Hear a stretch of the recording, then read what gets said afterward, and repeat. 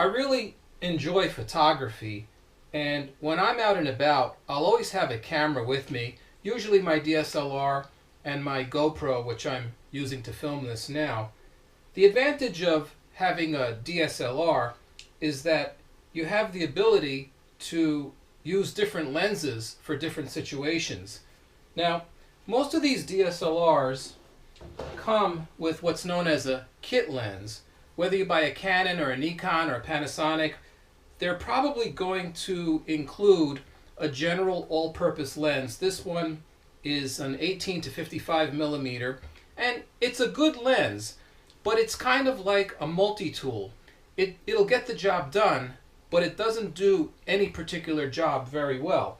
So ultimately, you're going to have to purchase additional lenses for different scenarios. If you like to take landscape photos, for example, you want a wide angle lens so you can get all of the landscape and foreground in focus.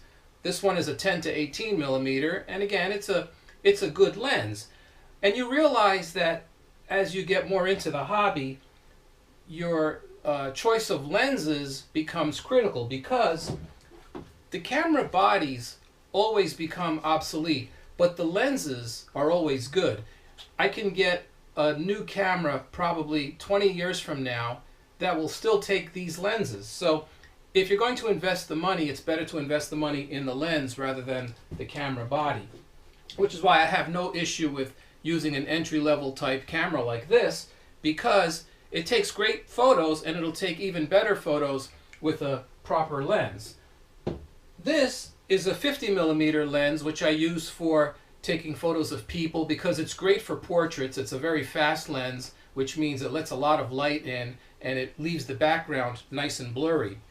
But after having purchased all of these lenses, I soon realized that I was lacking in something. I was lacking in the ability to take a real close-up photo of something. You know, I'm also always looking out for interesting things on the trail, some new plant or mineral that I haven't seen before, some insect, and sometimes I want to get that really close shot. So in order to do that, you need a kind of lens that will allow you to get really close to your subject. I mean really close to the subject. I want to be able to see the hairs on an ant's head, for example. And in order to do that, you need what's known as a macro lens. Now, here's where I ran into a little bit of problem, because macro lenses are damn expensive. When I priced out macro lenses, I got sticker shock, because you can pay anywhere from $500 to $1,500 and more for a macro lens. And frankly, that's not going to happen. So I needed a cheaper alternative. I'm not a professional photographer who's taking, photos for National Geographic. I just want something that will enable me to get that close-up shot, which up till now I haven't been able to do.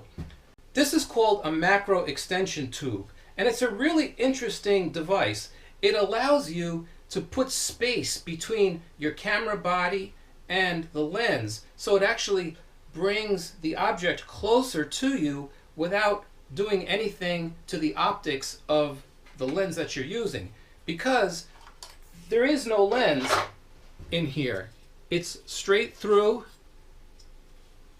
and it doesn't affect the image in any way except to bring it closer. The really good thing about this is that this is one of the more sophisticated ones, because this has the electrical contacts, which allows your camera to still use its autofocus, and it was only about $25. You can even get them as low as $10 without the electronic contact points. But if you take a look, you'll see that it's actually 3 tubes, and that's the beauty of this. You can use them in any combination that you want, because they actually come apart, so you don't have to use the full maximum distance that it allows. You can use any combination of these 3. So let me show you right now a few photos taken without the extension tubes and with the extension tubes, and we're going to focus in on this turkey feather. I've got a little background light here since we're shooting indoors. The camera's set up. The feather is on the little table. Let's take the picture.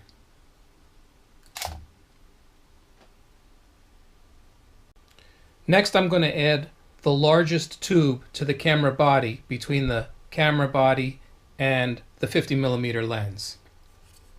Here's the next shot with the first extension tube added.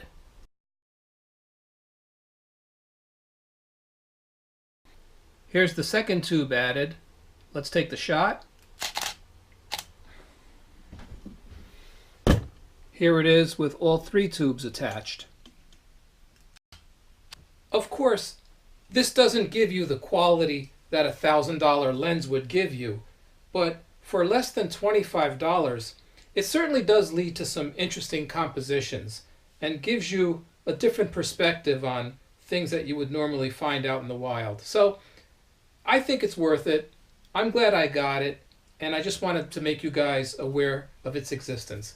Once again, thanks for stopping by, and we'll see you on the next one.